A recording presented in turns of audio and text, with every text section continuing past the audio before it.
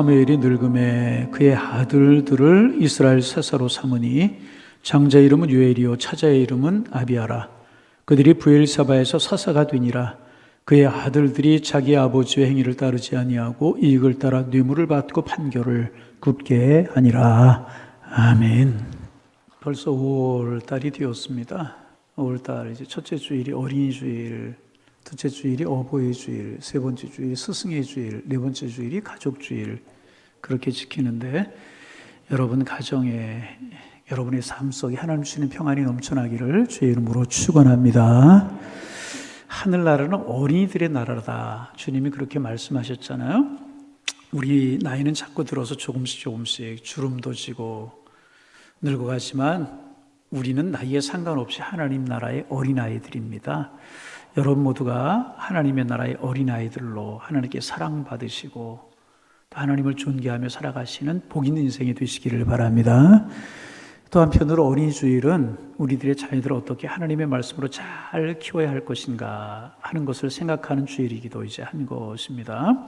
우리 양일교회 성도님들의 아들과 딸들 그리고 손주들, 증손주 그렇게 대물림을 해가면서 믿음의 가정에 믿음의 가정을 이루고 축복의 축복을 이루는 그런 가정들 이루며 살아가시기를 다시 한번 주님의 이름으로 축원합니다. 오늘 우리가 사무엘 상서를 읽었어요. 사무엘 상서 오늘 본문의 배경은 사사 시대입니다. 이스라엘 백성들이 이제 가나안 땅에 들어갔고 왕을 세우기 이전에 시대를 사사 시대라고 이야기를 하는데 왕이 없었고 사사들이 나라를 다스리던 그런 시대였었습니다. 사사라고 하는 말은 재판관이다, 그런 말의 뜻을 가지고 있습니다. 그런데 이제 사사기를 읽어보면 왕들이 재판하는 이야기는 별로 없고 이 사사들이 재판하는 이야기는 별로 없고 사사들을 중심으로 한 전쟁 이야기로 가득 차 있는 것을 우리가 보게 됩니다. 사사 시대에 대한 정보도 많지는 않아요. 그래서 이제 보통 말씀드린 것처럼 사사 시대를 이스라엘 백성들이 가나안 땅 정복하고 여호수아가 죽고 난 다음부터 이제 사울이 이스라엘 초대왕으로 세워질 때까지 이 어간을 사사 시대라고 이야기를 이제 하지만 정확하게 이야기하면 언제부터 사사 시대였는지 그리고 또 언제까지가 사사 시대였는지 말하기가 힘들고 또 보는 기준에 따라서 누구를 사사로 볼 것인가, 누구를 사사에서 제외할 것인가 이런 것들 때문에 사사가 몇 명이었다 이렇게 정확하게 말하기도 이제 어렵습니다.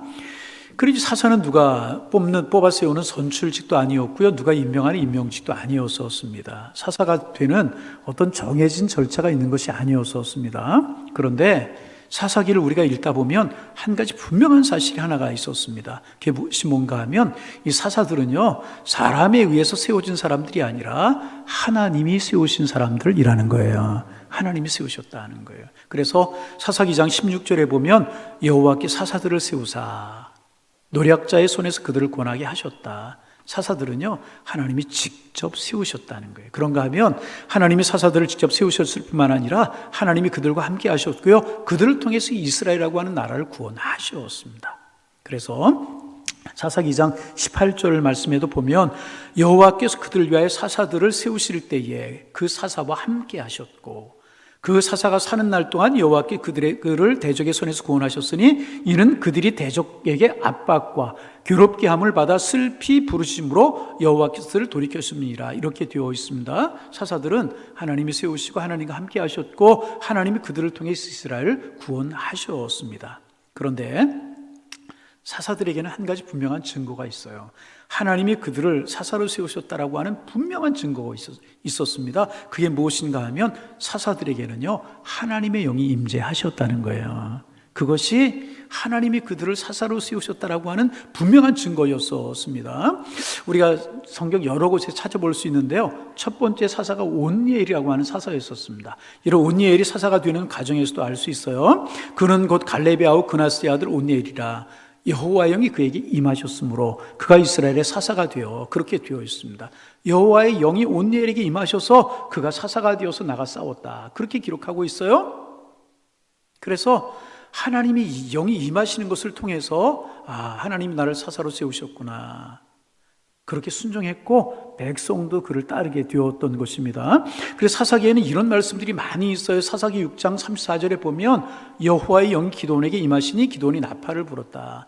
여호와의 영이 기드온에게 임하셔서 기드온이 사사가 되었다는 거예요. 사사기 11장 29절에도 보면 이에 여호와의 영이 입다에게 임하셨다. 그래서 입다에게 여호와의 영이 임하심으로 입다가 사사가 되었다는 것입니다. 사사기 13장 25절 이하에 보면 우리가 너무나도 잘 아는 삼손 이야기가 나오는데요. 여호와의 영이 그를 움직이기 시작했다. 하나님의 영이 사사에게 임하시기 시작했다는 것입니다. 그래서 하나님의 영이 강하게 임하는 것을 느끼면서 하나님이 나를 사사로 세우셨구나, 이렇게 생각을 했고, 또 백성들은 그 사람에게 그런 일이 일어나는 것을 보면서 하나님의 영이 강하게 역사하는 것을 보면서 저 사람이 우리를 위해 하나님이 세우신 지도자구나 하는 것을 알게 되었고, 그의 말에 순종하고 그를 따라 전쟁에 임하기도 했던 것입니다. 이처럼 하나님께서는요, 직접 당신의 영을 부으셔서 사사들을 세우셨습니다. 그런데 오늘 우리가 읽은 본문에 보면 이런 거룩한 전통, 하나님이 사사들을 직접 세우시는 전통이 깨어지는 이야기가 나옵니다. 오늘 본문에 보면 요엘과 아비아라고 하는 두 사람이 사사로 세워지는데, 그들이 사사로 세워지는 것이 그들에게 하나님의 영이 임하셨기 때문에 그들이 사사가 된 것이 아니고요, 아버지 사무엘이 그들을 사사로 임명했기 때문에 그들이 사사가 되게 됩니다. 오늘 본문 1절과 2절입니다. 사무엘이 늙음에 그의 아들들을 이스라엘의 사사로 삼으니 장자의 이름은 요엘이요 차자의 이름은 아비아라. 그들이 브엘사바의 사사가 되니라 그랬어요. 하나님의 영이 임해서 그들이 사사가 된 것이 아니고요, 아버지 사무엘이 그들을 임명의 사사가 되었다는 것입니다. 그러면 하나님이 세우시지 않고 사무엘이 아들들을 사사로 임명한 결과가 무엇이었는가? 안타깝게도요, 실패였었습니다. 아들들을 아버지와 달랐어요. 뇌물을 받고 불의한 재판을 하고 백성들에게 불신을 당하고 결국 그 자리에서 밀려나게 되고, 아버지가 이 두 아들들을 사사로 세웠는데 실패해버리고 말았다는 거예요. 참 안타까운 이야기가 아닐 수 없습니다. 여러분, 더 안타까운 것은 뭐냐 하면 아들들이 실패했다, 그것만 안타까운 것이 아니라요, 그 아버지가 사무엘이었다는 것이 우리의 마음을 더 안타깝게 한다는 것입니다. 보통 사람이 아닌 그렇게 훌륭했던 사무엘이 이런 일을 지금 하고 실패를 경험하는 이런 모습을 보면서 우리의 마음에 안타까움이 오게 되는 것입니다. 여러분, 사무엘은 어떤 사람이었습니까? 성경 전체를 통해서 그렇게 아름다운 믿음을 가진 지도자가 없다고 할 만큼 훌륭한 믿음의 사람이 사무엘이었습니다. 예레미야 15장 1절에 보면 하나님께서 이스라엘 백성들이 범죄함으로 그들을 책망합니다. 그러면서 아주 훌륭한 믿음을 가진 두 사람을 말씀하시는데, 한 사람이 모세였고요, 그 한 사람이 사무엘이었습니다. 예레미야 15장 1절에 보면 이렇게 되어 있어요. 여호와께서 내게 이르시되 모세와 사무엘이 내 옆에 설다 할지라도, 이렇게 되어 있어요. 모세와 사무엘을 이야기하고 있습니다. 구약 성경 전체에서 두 사람을 말씀하시는데 한 사람이 모세고 한 사람이 사무엘일 만큼 훌륭한 사람이었다는 것입니다. 여러분, 성경에 보면 사무엘에 관한 아름다운 이야기들이 많잖아요. 태어난 과정부터 어머니 한나가 기도해서 얻은 아들이고요, 젖된 다음에 실로에 있는 성막에서 엘리 제장 아래서 훈련을 받고 자라나요. 어렸을 때부터 하나님의 말씀을 그가 들어요. 사무엘아 사무엘아, 하나님의 음성을 듣잖아요. 하나님께서 그와 함께 하셨고 늘 말씀으로 사무엘에게 임재하셨습니다. 얼마나 귀한 사무엘인지 모르겠습니다. 그뿐입니까? 엘리 제사장이 죽었어요. 사무엘은 도탄에 빠진 모든 이스라엘 백성들을 미스바에 모이게 했고 하나님 앞에 회개하는 성회를 열어서 우상을 다 철폐함으로 신앙의 개혁을 이룬 사람이 사무엘이었습니다. 그는요, 당대의 영웅이었어요. 당대의 위대한 선자였고요, 위대한 사사였었습니다. 그런데 이런 훌륭했던 사무엘이요, 치명적인 실수를 범해버리고 마는 것입니다. 자신의 두 아들들을 사사로 세운 것입니다. 결과는 아주 실패해버리고 말아. 그러면 구체적으로 사무엘이 실수는 무엇이었을까? 첫째 실수는요, 하나님이 세우셔야 할 사사를 자신이 세웠다는 거예요. 하나님이 세우셔야 되는데 자신이 세웠다는 것입니다. 여러분 한번 생각해 보세요. 사무엘이 그렇게 권위가 있고 영향력 있고 업적이 많은 사람이었었어요. 이스라엘 백성들이 다 아버지처럼 존경하는 사람이 사무엘이었습니다. 그런데 사무엘이 나이가 많이 들었어요. 백성들을 불러 모아놓고요, 내 아들들을 사사로 세우겠습니다. 누가 그 말에 반대할 사람이 있었겠습니까? 당연히 그렇게 하셔야죠. 그렇게 하지 않았겠습니까? 그래서 요엘이라고 하는, 아비아라고 하는 사무엘의 아들들이 사사로 세워지게 된 것인데 그게 실수였다는 거예요. 여러분, 요즘 우리 사회에서 아빠 찬스다, 그런 이야기 많이 하죠. 아빠 찬스, 아버지 찬스다. 여러분, 이거 별로 좋은 것 아닌, 바른 방식이 아닌 것입니다. 하나님이 세우셔야 되는데, 하나님이 세우셔야 권위가 있는 것인데 사람이 세웠다는 것입니다. 이때 사무엘이 전에 같았으면 이렇게 기도해야 되지 않았겠어요? 하나님, 이스라엘을 사랑하신 하나님, 이 백성을 사랑하신 하나님, 이제 저는 나이 들고 늙었습니다. 더 이상 하나님 맡기신 이 사명을 감당하기가 어렵습니다. 그래서 누군가가 이 사사로 세워져서 이 나라 이 백성들을 섬기고 하나님의 일을 해야 되는데, 하나님, 누가 하나님의 마음에 합한 사람입니까? 그 사람 하나님 세우시고 이 일을 하게 하옵소서.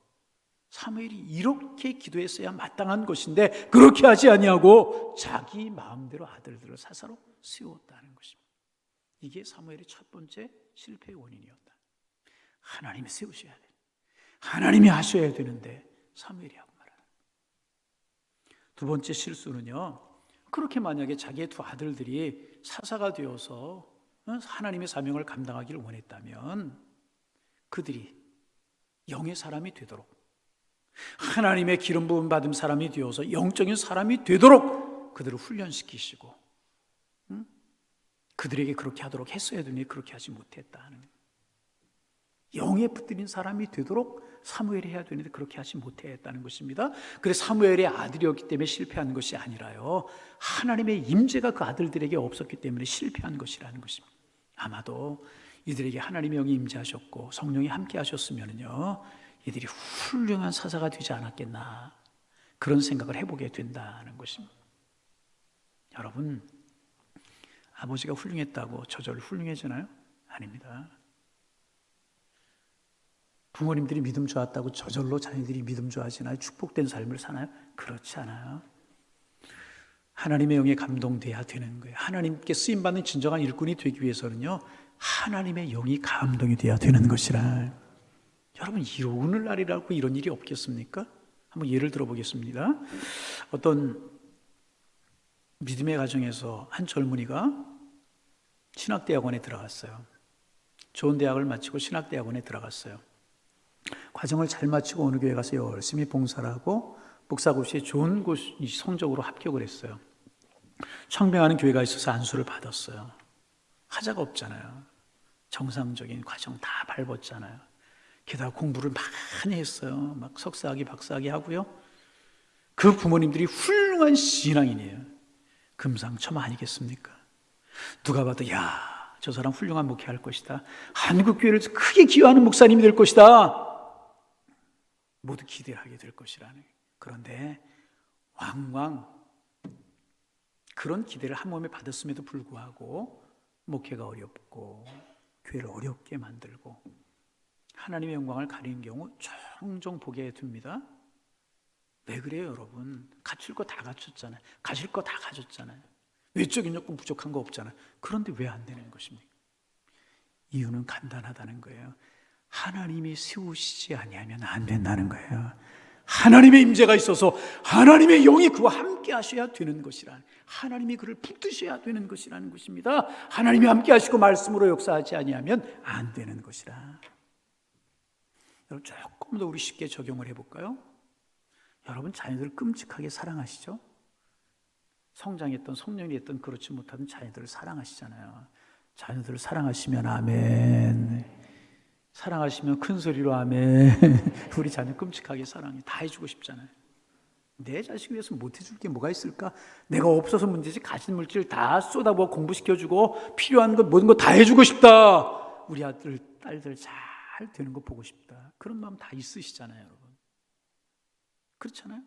그리고 이미 잘 세웠다고 자부하시는 분들도 많이 계실 것입니다. 그러나 여러분, 오늘 이 말씀이 우리에게 주는 교훈이 무엇입니까? 그렇게 해서 잘 세워진 것 같아도 그렇게 해서 잘 세워질 것 같아도, 그렇게 잘 살 것 같아도 하나님의 영의 임재를 통하여 하나님의 영이 세우신 사람이 아니라면 결코 성공적인 인생, 하나님이 보시기에 성공적인 인생을 살아갈 수 없다는 거예요. 이 사실 여러분 잊지 말아야 돼요. 하나님이 세우시기까지는요 아직 잘 세워진 것이 아니라. 그래서 여러분 그 뒤에 사무엘이 다윗을 왕으로 세우시지 않습니까? 그때 이런 이유에서 사무엘이 두 단계를 거치는 것을 볼 수 있어요. 첫 단계는요, 당시 최고의 지도자인 사무엘이 와서 다윗에게 기름을 부어 세웁니다. 사람들 중에 묻는 사람이 있었을 거예요. 저 다윗 베들레헴의 시건 촌뜨기 아니야? 아, 저런 소년이 어떻게 왕이 된다고 그래? 누구 아이디어야? 누가 그렇게 했어? 누구 생각이야? 이렇게 불만 섞인 이야기 하는 사람이 있었을 거예요. 옆에 있던 사람이 이야기합니다. 자네 몰라서 그래. 저 소년의 기름을 부는 분은 바로 사무엘 선지자야. 응? 사무엘 선지자가 오셔서 저 소년에게 기름을 부었대. 그래? 사무엘 선지자 그렇게 하신 거야? 그러면 이유가 있겠지. 다윗에게 기름 부은 사람이 사무엘이라고 하는 것을 알았을 때 사람들은 더 이상 의의를 제기하지 않았을 거예요. 왜요? 사무엘의 영향력이 너무나 크고 다 그를 존경하고요, 이스라엘 안에서 절대적인 권위를 가지고 있었기 때문에 그렇습니다. 그런데 여러분, 그 이후에 사무엘이 다윗 곁에서, 이 다윗 하나님이 우리나라를 위해 세우신 왕 제목입니다, 멘토가 되고 그러면서 후견인이 되고 그러면서 다윗을 도와주었다면 다윗에게 얼마나 힘이 되었겠습니까? 그런데 사무엘은 다윗에게 기름을 붓고 나서요 뒤도 돌아보지 않고 가버리고 맙니다. 다윗 곁에 남아서 다윗을 돕지 않았다는, 왜 그랬을까? 그런 생각하게 되는 거예요. 그의 마음속에 이 아픈 기억이 있기 때문에, 내가 두 아들들을 사사로 세우고 곁에서 아버지로서 후견이 되어 보았지만 아무런 소용이 없구나. 그 실패의 아픔이 사무엘에게 있었던 거예요. 내가 설령 영향력이 조금 있다고 해서 다윗 곁에 있은들 내가 무슨 도움이 될까?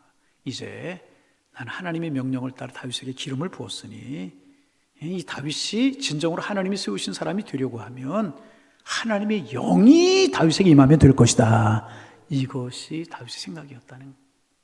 그리고 기름 붓는 순간에, 기름을 부으고 사무엘이 다윗에게 기름을 붓는 순간에 하나님의 영이 다윗을 강하게 사로잡는 것을 보았을 때에 나는 다윗 곁에 있을 필요가 없구나. 그래서 미련 없이 하나님 앞에 맡기고요, 하나님의 영이 다윗에게 임하는 것을 보고요, 미련 없이 사울은요 다윗 곁을 떠날 수가 있었다는 거예요. 그 말씀이 여러분 사무엘상서 16장 13절이 나와요. 사무엘이 기름 뿌릴 병을 가져다가 그 형제 중에서 그에게 기름을 부었더니, 기름을 부었어요. 사무엘이 기름을 부었어요. 이날 이후로 다윗이 여호와 영에 크게 감동이 되니라. 크게 감동이 되었다는 거예요. 그리고 그 다음에 사무엘이 떠나서 라마로 가니라. 하나님의 영이 다윗에게 임하셨고 그를 붙드셨으니 이제 사무엘은 그 자리에 없어도 된다. 그래서 미련 없이 사울이 다윗 곁을 떠났다는 것입니다.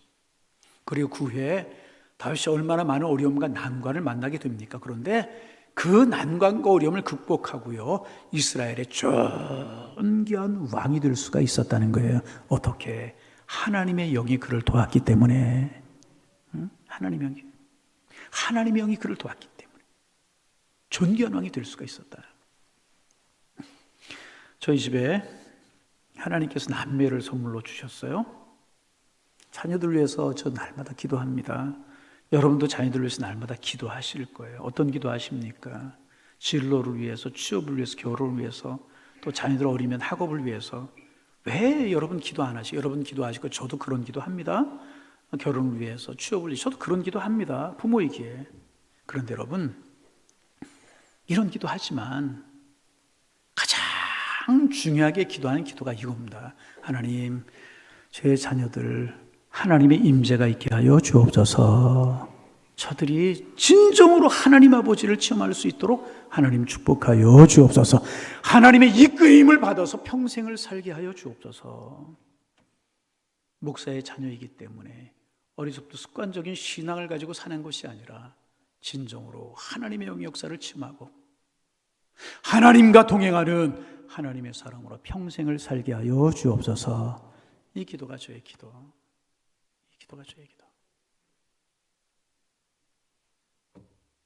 그래서 여러분의 자녀들이, 저의 자녀들이 하나님의 영의 기름을 부음받는다면 자녀들이 이 세상에 살고 부모들이 세상을 떠나도 그 자녀들은 세상을 이기는 그리스도인이 될 것이고 만군의 여호와께 예배하며 사는 신실한 그리스도인으로 살게 될 것이라. 그렇다면 이것보다 더 감사하고 이것보다 큰 일이 어디에 있겠느냐는 것입니다. 그래서 우리의 자녀들이 영으로 임하신 하나님을 만나야 되는 것이고요, 은혜를 체험해야 되는 것이라. 하나님께 인생을 맡길 수 있어야 되는 것이고요, 하나님께 이끌림받는 인생을 살아가는 사람이 되어야 되는 것이라. 그래서 인생을 살다가 어려운 일을 만나면, 고난을 만나면, 즐거움을 만나면 하나님 앞에 무릎을 꿇을 줄 아는 그런 사람으로 만들어져 가야 된다는 것입니다. 여러분 그러십니까? 이 일을 위해서 여러분 기도해야 돼요. 한 권사님이 계셨어요. 정확하게 말하면 30여 년 전에, 그러니까 우리 60대니까 30대 젊은 나이에, 30대 초반의 나이에 남편을 천국으로 보내야만 했었습니다. 배를 타시는 분이었는데 중국에 가서 머리를 다치셨어요. 사고로. 현재 수술을 받은 후에 급히 한국으로 이송이 되셨는데 치료가 안 됐어요. 병원에 누워서 말씀을 못 하시는 상태로 3년 동안 누워 계시다가 병원에 오래 계실 수 없으니 가정으로 옮겼어요. 수년 동안 또 가정에 누워 계시다가 하나님 나라 가셨어요. 거의 30대 초반의 나이니 아이들이 몇 살 됐겠어요. 굉장히 어렸잖아요. 여러분 저도 목사지만 장례를 치르면서 가슴 아픈 장례가 종종 있어요. 뭐 장례, 어느 가슴 안 아픈 장례가 어디 있겠습니까만 이런 장례 가슴이 아프단 말이죠. 목사님 집례를 하시면서 저 집사님 지금 권사님 되시고 집사님 되었으니 어린 자녀를 데리고 어떻게 살까? 험난한 인생 어떻게 살아갈까? 저 어린 것들을 어떻게 살아갈까? 사춘기 어떻게 지내고 그 인생 어떻게 살아갈까? 그게 염려가 되셨다는. 그러나 그것은 괜한 걱정, 기우였다는 거예요. 권사님 늘 자녀들을 위해서 기도하며 자녀들을 전적으로 하나님 앞에 맡겨 신앙의 본을 보이고 기도하는 본을 보이고 믿음으로 살아가는 본을 보이고, 그럼 하나님께서 그 자녀들을 너무너무 축복하시고 잘 자라게 하셔요. 아버지가 안 계시고 넉넉하지 못한 어려움 속에 반듯하게 자란 다른 그 교회 청년회 회장을 하고 특수교육을 전공해서 교사로 학생들을 돌보는 일을 하고, 아들은 명문대학을 나와서 취직해놓고 할머니가 그냥 또 편찮으신 거예요. 할머니가 휴가를 내서 외할머니 수발을 들고, 할머니가 출입을 못 하시는데 어머니가 출근하고 나면 그 할머니를 손주가 보는 거예요. 식사 수발뿐만 아니라 대소변 수발까지 그 손주가, 이런 손주가 어디 있습니까? 그리고 할머니가 임종하는 순간까지 손자 손녀는 며칠 동안 성경을 읽어드리면서 할머니를 천국 전송해드렸다는. 여러분 요즘 할머니 할아버지 대소변 수발 드는 손자들이 있습니까? 기쁨으로. 권사님이 그런 고백하시는 거예요. 목사님, 저 아이들 제가 싫은 소리 한 번 해본 적이 없어요. 꾸지를 한 번 해본 적이 없었어요. 이렇게 해라 저렇게 해라 이야기할 필요가 하나. 너무나도 잘 자라주었어요. 하나님이 키워주셨어요.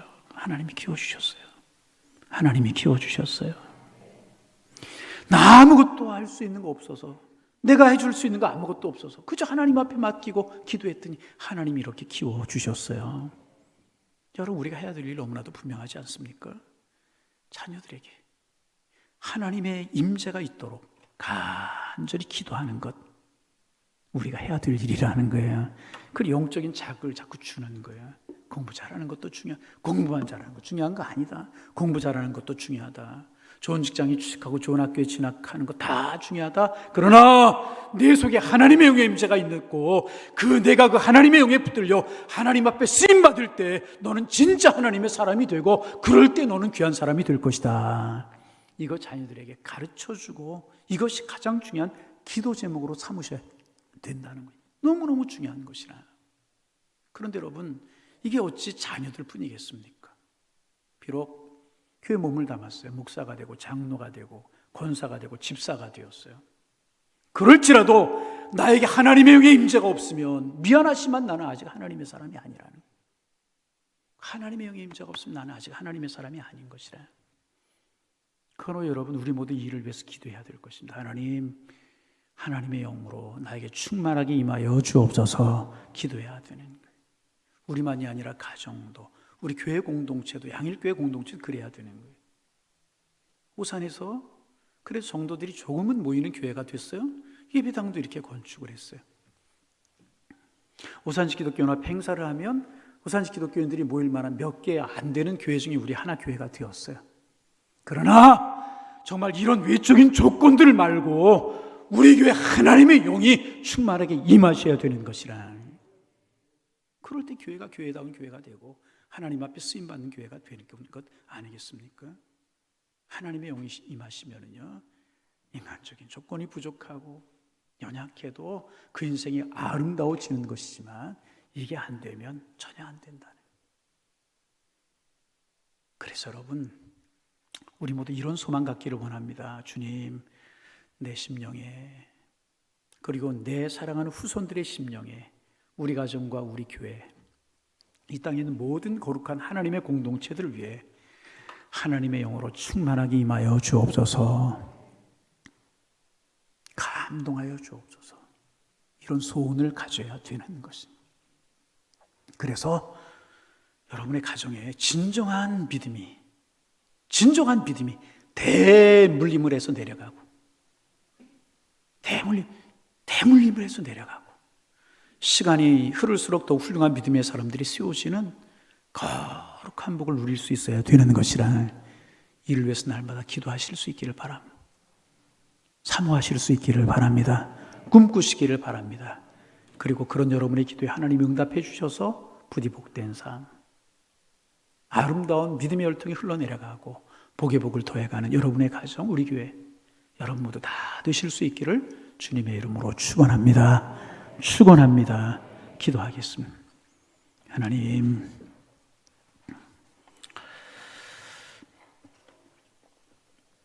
하나님이 세우셔야 진정한 세움이라고 하는 사실을 기억하고 하나님께 주도권을 들려드리며 하나님의 영으로 늘 감동된 사람 되기 위해서 기도하되, 나만이 아니라 우리 자녀들도 하나님의 영에 감동이 되어서 하나님이 세우시는 아름다운 인생, 복된 인생 살도록 기도하는 저희들 될 수 있도록 도와주옵소서. 그래서 시간이 오를수록 더 믿음의 사람들이 세워지는 거룩한 복을 누리며 살아갈 수 있도록 하나님이 우리를 축복하여 주옵소서. 예수님의 이름으로 기도하옵나이다. 아멘.